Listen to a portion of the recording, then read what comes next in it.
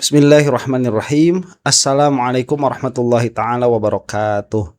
Alhamdulillahi rabbil alamin wa sallallahu ala sayyidina Muhammadin wa ala alihi wa sahbihi wasallam.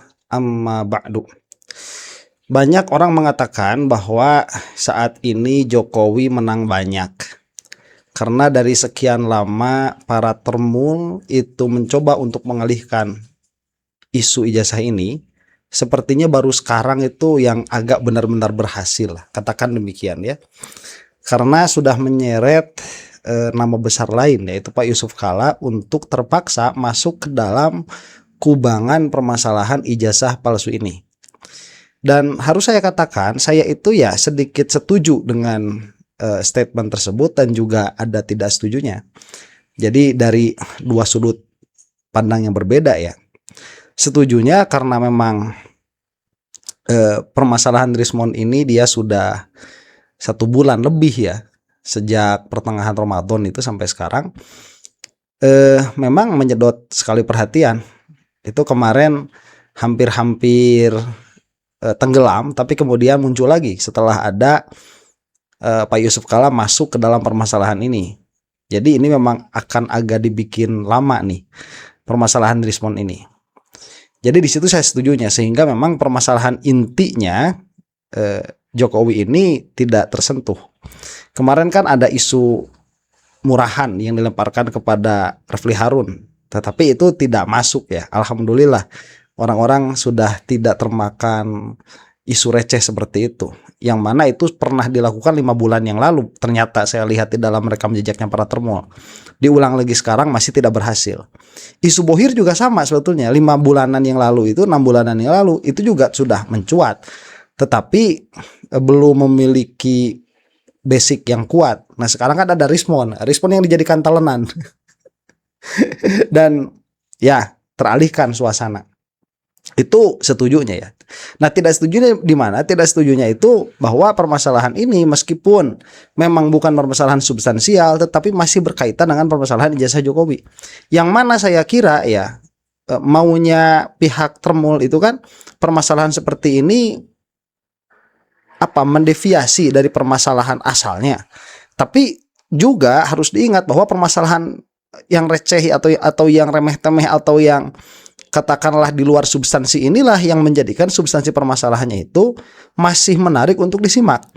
Karena ibarat suatu anime dengan episode yang panjang atau sebuah seri dengan episode yang panjang, ini adalah filler di luar canon. Itu istilah saya ya. Itu filler di luar canon, pada akhirnya menarik disimak, dan episode yang panjang ini pada akhirnya banyak sekali perkara yang bisa dibicarakan. Dan luar biasanya karena memang yang berkecimpung di sini juga bukan orang-orang sembarangan, banyak pelajaran yang bisa kita dapatkan. Nah, sedikit banyak mungkin ya, itulah yang saya dapatkan dari gunjang-ganjingnya permasalahan ijazah palsu ini. Nah, yang akan kita simak di sini adalah perkataan Pak Michael ya. Ini nggak tahu Michael apa Mikael, bacanya itu. Michael Sinaga. Ini anak muda luar biasa ya, aktif di Jakarta, Santana TV, kemudian jurnalis juga, dan sangat aktif sekali di dalam permasalahan ijazah palsunya Jokowi ini. Yang menarik dari perkataan ini, yang bersangkutan ini kan dekat sekali dengan Rismond dulu ya, yang mana sekarang itu ya sangat sulit kalau dikatakan dekat secara prinsip, tapi mungkin secara secara personal mungkin masih dekat. Nah, yang menarik tatkala kita itu mendengar pembicaraan dari orang yang dekat atau yang pernah dekat, kita bisa melihat sisi lain yang belum pernah ditampakkan. Jadi kita akan mendengar mungkin sedikit banyak tentang permasalahan Rismond dari sisi teman. Ini kenapa kok yang bersangkutan ini bisa jadi termul dan bisa menjadi samsak hidup ya. Kasihan sekali Rismond itu. Ya kalau misalkan yang bersangkutan ini mau kembali kepada perjuangan, saya kira lebih baik kembali ya Rismond itu. Karena Karena pada akhirnya kita ini hanya membicarakan substansi permasalahan, dan apabila Rismond itu mau kembali untuk membicarakan substansi permasalahan, saya kira akan diterima saja begitu. Karena yang urusannya itu adalah substansi permasalahannya, bukan hal-hal yang lain. Nah, Pak Mikael Sinaga ini kalau tidak salah, beliau juga dilaporkan. Siapa yang melaporkannya akan kita lihat nanti ya. Kita simak saja. Kita lagi di Barreskrim nih, melihat pelaporan dari Pak Yusuf Kalla kepada Bang Rismond, sahabat saya. Apa yang membuat Saya sampai sekarang masih menganggap Bang Rismond itu sahabat. Meskipun pilihan politiknya aneh, bin ajaib. apa yang membuat aneh dan akhirnya seorang mantan presiden melaporkan Ya, makanya Bang Rismond ini saya lihat pertama kali dalam sejarah Indonesia ya. Dalam kurun waktu 1 tahun dia dilaporkan oleh mantan presiden dan mantan wakil presiden. Itu hebat loh. Berarti dia itu sudah melakukan dosa yang begitu besar mungkin ya, nggak tahu saya. Atau mungkin pilihan hidupnya perlu dipertanyakan. Atau mungkin dia perlu berpikir lagi, orang-orang yang di sekitarnya itu siapa-siapa saja, dia bergaul dengan siapa saja, dan saran-saran yang mereka berikan itu benar apa enggak gitu loh. Nah itu baik. Ini bahas pilihan diksinya saya suka sekali. Pilihan hidupnya itu harus dipertanyakan. Nah, ini betul ya, tajam sekali bahasa. Jadi Rismond kontemplasi lah ya. Ini Bang Rismond ini pilihan hidupnya harus dipertanyakan. Ini menohok sekali.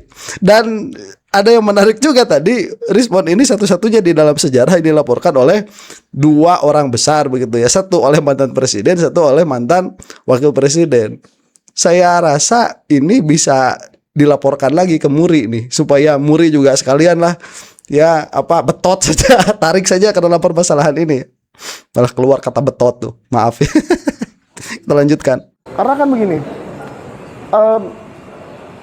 kalau kita mau keluar dari sebuah masalah, RJ itu kan keluar dari sebuah masalah. Tetapi syarat untuk keluar dari masalah itu adalah membuat masalah baru. Menurut saya itu saran setengah gila menurut saya itu. Setengah gila saran seperti itu menurut saya. Ya kan, dia keluar dari satu persoalan dengan cara membuat persoalan baru. Berarti Bang Rismond ini tidak ingin hidupnya tenang. Memang mungkin dia ingin selalu terlihat di mata publik, ingin tenar atau ingin apa, saya nggak tahu. Tapi kan keluar dari mulut seorang Rismond, terakhir dia menandatangani sebuah perjanjian atau pendapat untuk RRT. Dia berstatement, dia substansi untuk peneliti itu untuk kebenaran dalam tanda kutip itu, dan akhirnya dia juga terindikasi disalahgunakan oleh orang politik dan oleh salah satu juga YouTuber. Ya, memang semua statement yang keluar dari Rismond ini sebulan terakhir penuh dengan hal-hal ironis ya. Dia pengen mancing di Danau Toba, ya kan? Pengen mancing di Danau Toba tapi malah menyebutkan ada pendana. Itu kan nggak jadi mancing namanya. Dia pengen hidup tenang tapi jadinya nggak tenang. Nah, itu kalau bahasa saya penjelasan-penjelasan yang kontradiktif ya. Itu tadi mau tenang tetapi malah ikut berkecimpung di dalam permasalahan baru. Ini kan persis seperti Egy Sujana yang mengatakan sudah ya, ini kita sudah tidak mau membahas itu lagi, tetapi malah berbalik menyerang Rosyuro dan kawan-kawan. Makanya patut diduga di belakangnya ada sesuatu. Dan kalau kita sampai curiga di belakangnya ada sesuatu, ya wajar karena pernyataan-pernyataannya itu kontradiktif, tidak ajak, tidak konsisten begitu. Kalau kata Pak Michael tadi bahasanya apa? Ironis. Ini adalah sebuah tragedi besar. lalu dia ingin membuka kebenaran. Padahal dia tahu kebenarannya itu apa. Siapa pendananya? Oh, nggak ada kok. Gitu loh. Ya, dia tahu sendiri. Rismond sendiri kalau pergi ke Solo atau ke Jogja, tinggalnya di hotel bintang 2 kok. Kalau jenderal bintang 2 hebat. Kalau hotel bintang 2, aduh, sarapannya aja nggak ada. Jadi pendana dari mana? Gitu loh. Baik, sebentar, ini yang saya maksud ya, dari kacamata teman dekat saya sebetulnya tidak mau mengkomentari permasalahan ekonominya seseorang begitu sebetulnya ya. Cuman ini adalah informasi karena pada akhirnya keadaan ekonomi seseorang itu bisa menjadi pintu masuk analisa, karena keadaan ekonomi itu biasanya dekat posisinya itu dengan keadaan psikologis. Nah, apabila misalkan dikatakan oleh Pak Michael ini bahwa Rismond itu kalau datang ke Jogja pun dia tinggalnya di Hotel Bintang 2. Hotel Bintang 2 itu setahu saya kalau di Jogja itu tidak lebih dari 300.000. Dalam pengertian bahwa menghemat begitu ya, menghemat sekali. Nah, orang yang ada dalam keadaan seperti ini rentan diiming-imingi oleh oleh materi. Jadi kalau misalkan di belakang sana ada isu bahwa tergiur oleh materi begitu katakanlah ya, itu bisa jadi benar. Cuman saya tidak mau masuk ke sana lah, karena itu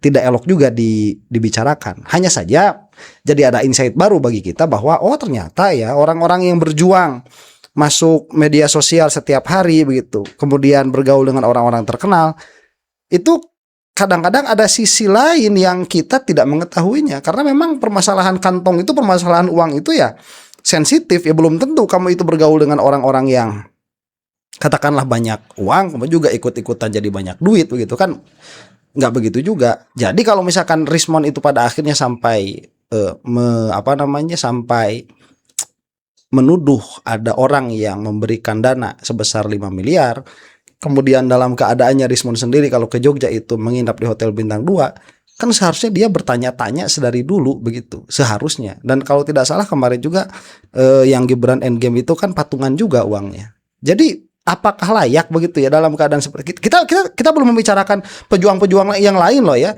Mungkin sama juga, mungkin ada yang lebih ngenes daripada itu. Ya masih mending misalkan bisa tinggal di hotel, mungkin ada yang tinggalnya itu di di hotel kapsul mungkin, atau bahkan tidur di masjid mungkin. Siapa tahu begitu. Nah, ini wilayah seperti ini ada sedikit banyaknya penting untuk dibuka supaya kita mengetahui sedikit banyaknya motif para pejuang ini dan kerentanan mereka terhadap kekuasaan. Dan bukan menjadi rahasia umum, banyak pada akhirnya orang-orang yang tadinya itu berjuang keras, tapi setelah mendapatkan posisi begitu ya dari yang tadinya oposisi itu menjadi berubah haluan. Itulah keadaannya begitu ya. Saya tidak enak lah kalau harus mengelaborasi itu lebih dalam lagi. Dalam permasalahan itu saya cukupkan sekian ya. Jadi kita lanjutkan lagi nih. Apalagi kalau Pak JK dibilang mendanai 5 miliar, ya kan? Kan itu yang tadi materi laporan. Katanya ada sebuah video di mana Rismond mengatakan Pak JK mendanai persoalan ijazah ini 5 miliar dan uangnya ke Roy Suryo. Nah, saya yang jelas tidak punya data tentang itu ya Bang. Saya tidak punya data tentang itu. Tetapi dari yang saya lihat kesehariannya Pak Roy Suryo, tidak seperti seseorang yang punya modal 5 miliar untuk dihabis-habiskan mencari ijazah Jokowi gitu loh. Bahkan mungkin kalau dibilang yang paling mengeluarkan banyak biaya, mungkin saya.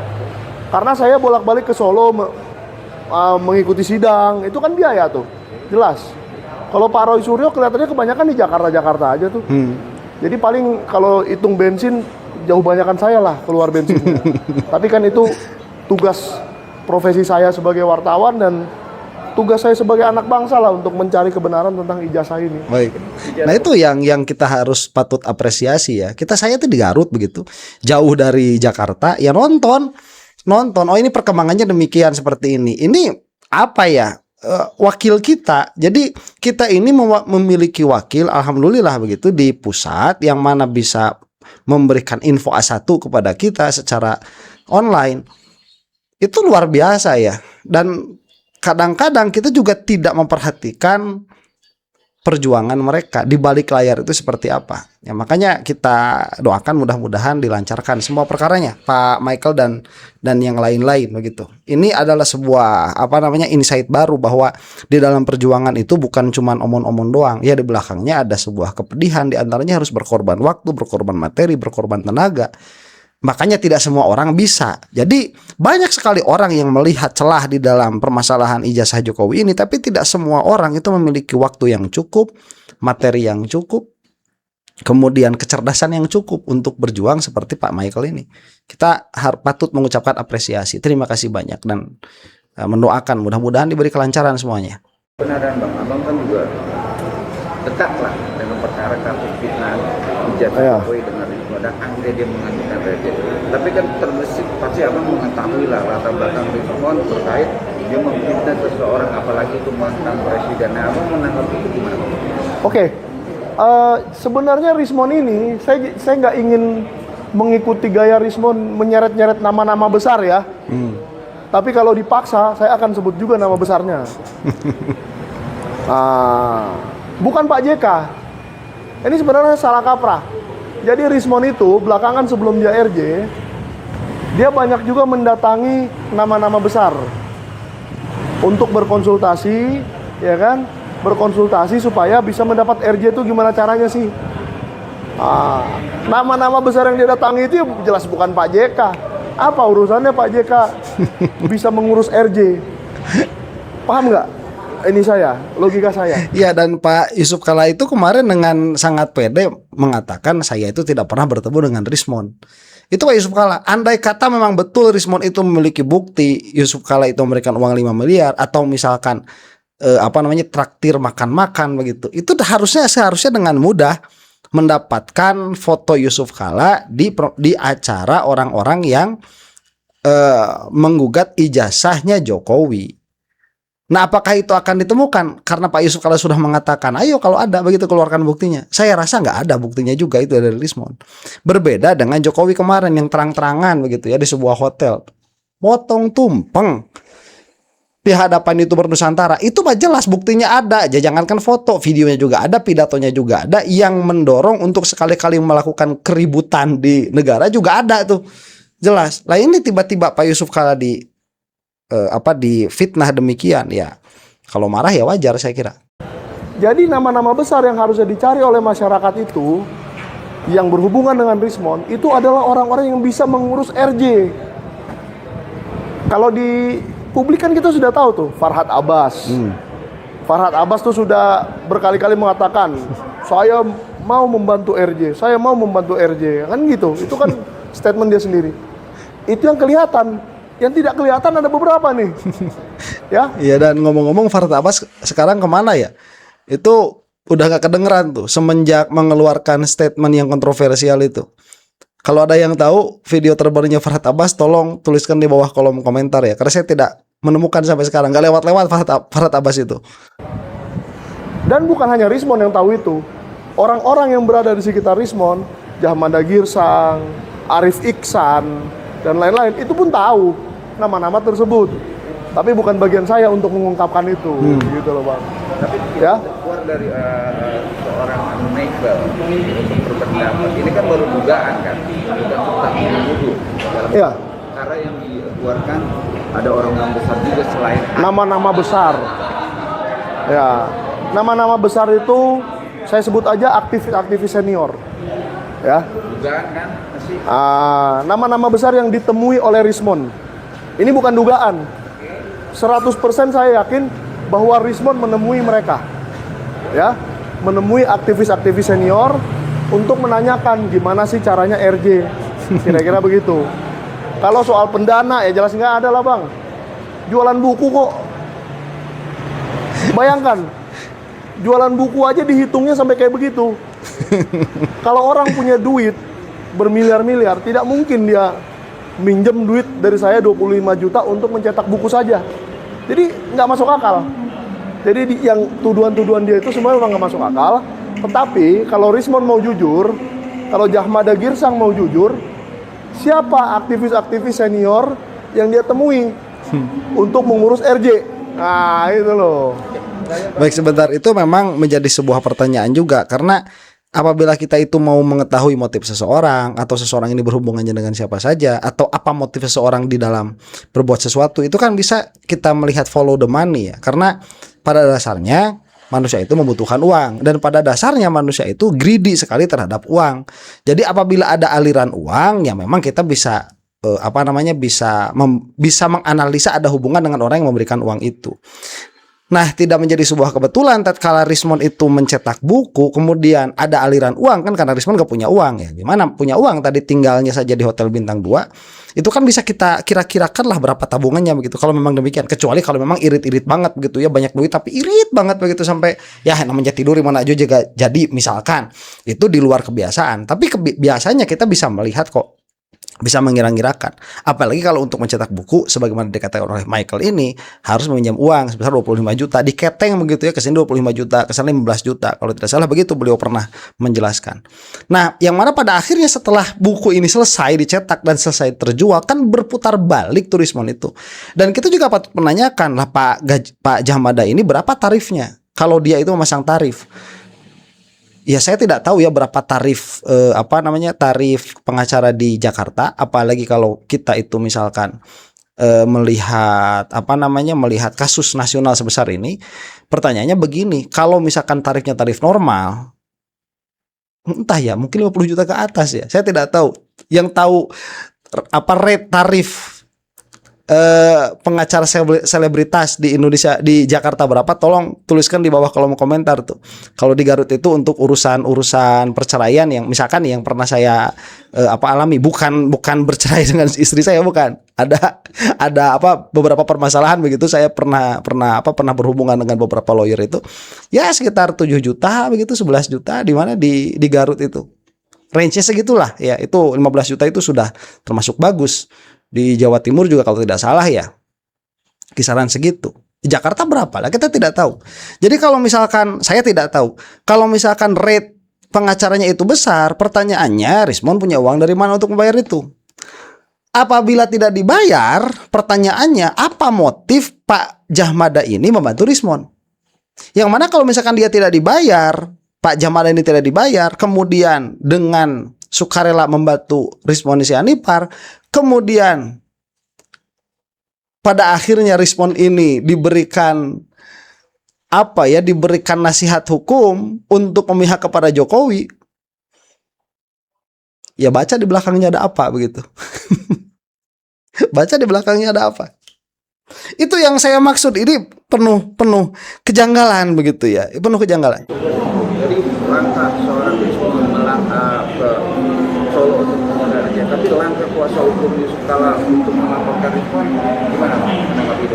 Tepat atau? Ya, menurut saya kalau namanya seseorang dicatut ya, dituduh mendanai sesuatu, itu kan luar biasa, Bang.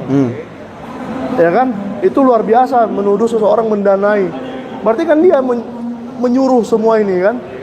Nah, menurut saya kalau Pak JK tidak bereaksi tadinya, justru itu mengkonfirmasi.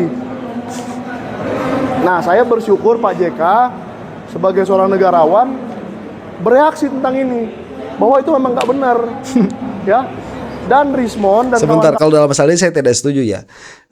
Baiknya Pak Yusuf Kala itu tidak melaporkan. Itu sebagai negarawan sejati, sebagaimana seharusnya Joko Widodo juga tidak melaporkan. Biarkan saja anak-anak bangsa ini sedang belajar untuk mengeluarkan analisanya di hadapan publik seharusnya. Tapi karena Jokowi yang pertama kali merusak undang-undang, Jokowi yang pertama kali merusak tatanan kenegarawanan, maka Yusuf Kala masuk. Wah, itu bagus. Ya, jadi dilihat dari segi itu dulu. Kalau secara prinsip saya rasa kedua-duanya ini seharusnya tidak saling melaporkan orang yang mengkritiknya, demikianlah begitu ya. Tapi karena memang Jokowi yang memulai, Pak JK masuk, ya bagus. Dan kalau misalkan Pak Yusuf Kala, Pak Yusuf Kala itu tidak mau mengkonfirmasi, saya tidak akan menuduh, oh Pak JK berarti mengkonfirmasi. Oh enggak, kalau saya ya tidak mau ikut-ikutan ya tidak mau ikut-ikutan. Cuman ya bagusnya Pak Yusuf Kala itu masuk ikut. Nah, itu bagusnya. Saya menilai positif itu. Sama kalau menilai positifnya. Cuman analisanya tidak seperti yang dianalisakan oleh Pak Michael Sinaga. Lawannya yang menuduh itu tinggal menunjukkan buktinya. Ini loh bukti transfer dari Pak JK, sehingga laporannya tidak akan kemana-mana gitu kan, tidak akan dilanjutkan laporannya.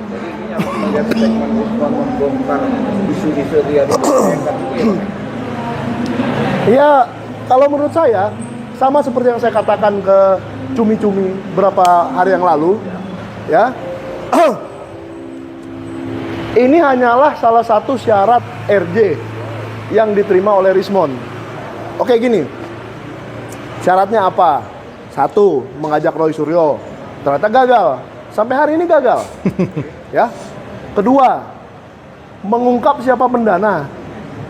Nah, ya kan? Ternyata mengungkap pendana ini berbuntut dilaporkan balik. Jadi ya kasihan deh, gitu kan. Ketiga, menarik buku.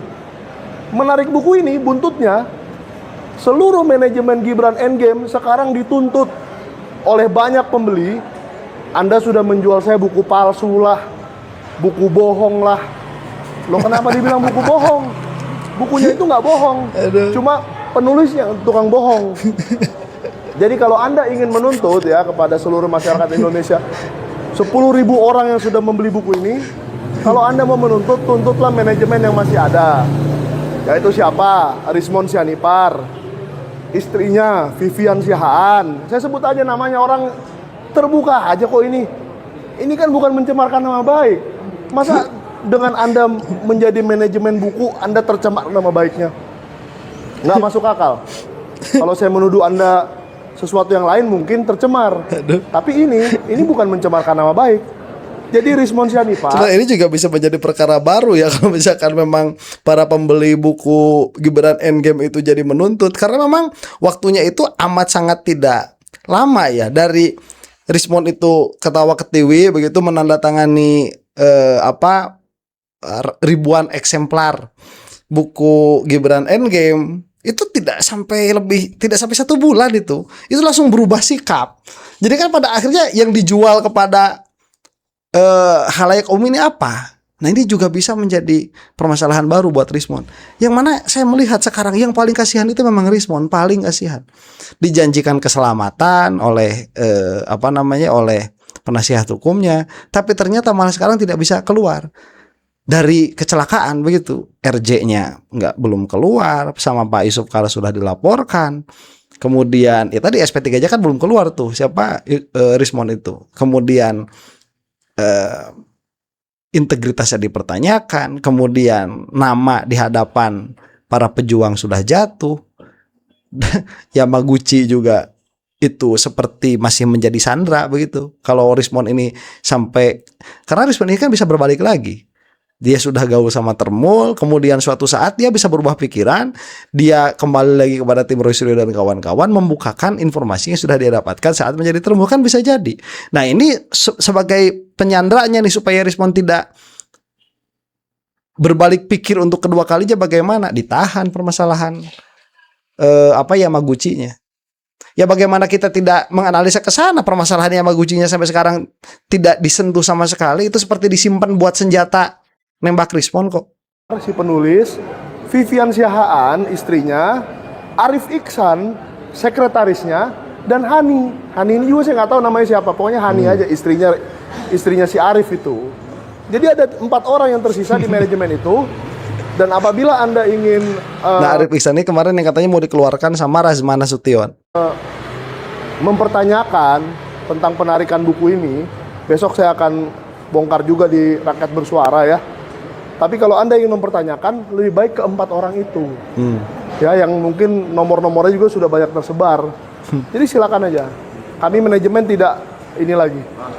Baik, ini saya selesaikan di sini saja. Jadi saya cuman agak risih saja kalau membahas ini, karena saya tidak terbiasa begitu membahas dari sisi ekonomi seseorang.